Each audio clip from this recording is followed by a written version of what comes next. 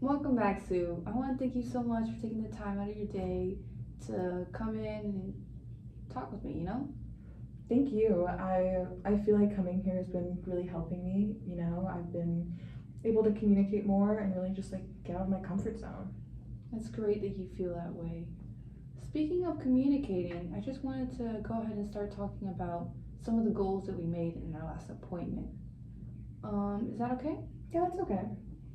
Okay, one of the goals that we made was to call a family member twice a week for 4 weeks. Can you tell me how that's been going on for you? Yeah, I have been trying to complete the goal.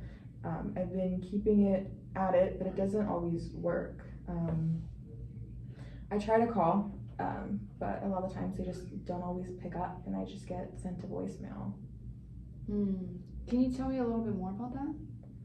Yeah, I usually try to call my family more in like the morning hours, but they really just they don't always pick up. The phone just keeps ringing and no one ever really answers. Sounds like there were some barriers. It's great that you've gone ahead with the goal, putting in your own effort to try and make it happen. Thank you for saying that. Yeah, of course. I understand that your family is not always answering every time you try to call them. Do I have that right? Yeah, I mean, every time I try to call them, I stay on the line until I hear the voicemail and I just don't call again. I just don't understand why they aren't picking up. I feel like they're ignoring me. It just makes me feel so rejected. I'm so sorry to hear that. Sorry you feel that way. It sounds frustrating, especially when you're making the effort to reach out. Maybe they're not able to pick up due to like some uncontrollable factors. I guess so. I don't know what's like really going on in a lot of my family's lives, which was, it's kind of why I'm trying so hard to get in contact with them now and trying to do the twice a week. I see. That's great that you're doing that, reaching out for your family so you're more connected now more than ever. You mentioned that your family doesn't always pick up the phone. How many times has this happened in the past week that you've tried? This past week I did try to make the call twice, but they only answered once, so one of the two times. I see. Well, think of it this way. You were still able to make contact at least once this week. So every little step is progress. I guess I have, yeah. hmm You also mentioned that when you try to call and they don't pick up, you don't try to call again. Yeah, I usually don't. I see. Well, what could be happening is that your family is not expecting your call, so they might not be prepared in the moment, to answer. I guess so.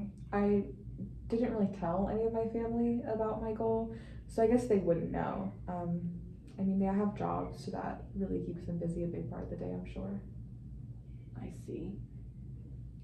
Well, maybe we can just find a set time so you guys can contact and you will actually be able to reach them. Well, I was able to contact my daughter last week. Um, she mentioned that she got off of work around 6 p.m. Maybe if I call her around that time, she'll answer. That sounds like a great idea. Let's modify our previous goal a bit so it's more manageable. What did you want to change about it? I think calling my family maybe like after that 6 p.m. mark would allow them to pick up the phone since they're kind of getting off of work by then. I'll ask what time works best for each of them so we can have a set time to actually call together. I see. So, our newly modified goal is to call a family member twice a week for 4 times a month, sorry, after 6 p.m. Does that sound like an attainable goal, Sue? Yeah, that sounds like something I can do. I can set a reminder in my phone. That sounds good. Any last details that you want to change or add to our goal? Um, yeah, actually, I'd like the main person I call to be my daughter. I just really don't get to speak with her very often or see her very often at all. I see. So let's change our goal to Sue will call her daughter after 6 p.m. twice a week for 4 times a month for 4 weeks. Sorry. How does that sound? That sounds good. Okay, let me just go over what we've been talking about and see if I got it correct.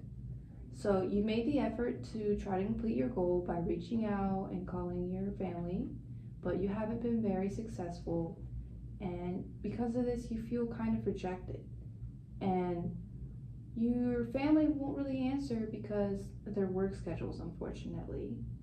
So, now we've modified the goal to try to be successful. We're gonna call your daughter twice a week for 4 weeks at 6 p.m. How does that sound? Did I get everything? Yeah, you've got it down. All right. Hi, Sue. Last time we met, we set a pretty specific goal together. You were going to call a family member twice a week for 4 weeks. I'd love to check in on that. How has that been going for you? I did try to call twice a week, like we talked about. I really tried to stick to it, but a lot of the time they didn't answer when I tried to call. Like, when that happened, I just I didn't try to call again. I didn't try to do anything else. I just kind of left it at that. And I didn't try to go beyond that. Kind of felt discouraging when they wouldn't pick up. Mm. So you stuck to the plan in terms of calling twice a week, but when they didn't pick up, that kind of became a stopping point for that attempt. Yeah, pretty much. When I tried to do that and they didn't answer, I was like, what am I supposed to do after that? I did what I had to do. That's understandable. How often would you say they answered versus didn't answer? I'd say maybe once a week they didn't answer. Sometimes they didn't even pick up at all, and I didn't know what to do then. Okay, so about half the time or less you were able to connect, and when they didn't answer, you didn't reach out again that week. Yeah, I guess I felt kind of rejected, like they were kind of ignoring me. That makes a lot of sense. Reaching out takes effort, and when there's no response, it can feel personal, even if there might be other reasons. It sounds like that feeling of rejection made it harder to try again in the moment. Yeah, I guess it just made me want to stop calling. I hear that. Before we think about changing anything, I want to understand a little bit more about what might be getting in the way. When you made those calls, were they planned ahead of time or more like just calling in the moment? It was just calling whenever I felt like it, whenever it crossed my mind, I just called whenever there was no set time to call. Okay, so they were more like surprise calls, kind of catching them whenever you had the energy or just felt ready. Yeah. Okay. What do you think might be going on their end when those calls come through unexpectedly? I think they might be busy. I know they have a lot going on with their job and everything. I know my daughter is especially really busy. Okay, so it might not actually be about them not wanting to talk. It could just be timing not lining up. Yeah, I guess that's true. It sounds like one possible barrier here is that the calls are happening without any kind of heads up. So there's a higher chance they may miss them, even though you're making the effort. Yeah, that makes sense. I also want to pause and recognize something important. You did follow through on your end by making those calls twice a week. That shows consistency and willingness to stay connected, even when it didn't always go how you'd hoped. Yeah, I guess I didn't really think about it like that. It counts. You showed up for the goal, even when it felt uncomfortable. Given what we're noticing about timing and expectations, I'm wondering what you might think about adjusting the plan a little. What do you think might make it easier for those calls to actually connect? Maybe texting them first? Texting first, like giving them a heads up? Yeah, asking when they're free, so we can actually have a schedule and set time to call together. That sounds like a really practical shift. Instead of cold calling, you'd be creating a shared plan for when the conversation happens. Yeah, I think that would help. How would it feel to try something like sending a quick message earlier in the day or even the day before, asking when a good time to talk might be? I think that's better. Less awkward. Less like you're guessing and more like you're coordinating. Exactly. So, maybe the next step we're shaping together is still aiming for about 2 calls per week, but adding in that step of reaching out ahead of time to schedule them so they're expected rather than unexpected. Yeah, that sounds good. I like that. What do you think might make that more doable for you this week? Like, when would you send those messages? Probably in the afternoon, so I know what I have going on that day. That sounds realistic. So you check your availability, send a message, and then set a time that works for both of you. Yes, exactly. So let me just summarize what we've talked about so far to make sure I'm getting it right. You followed through on calling twice a week, even though about half the time the calls weren't answered. When that happened, it felt discouraging and led you to stop trying in that moment.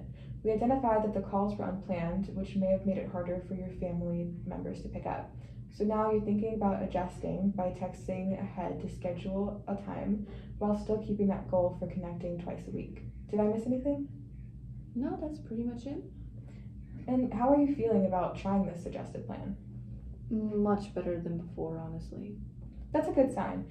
And we can always revisit and tweak it again depending on how it goes. You're in charge of what feels right for you.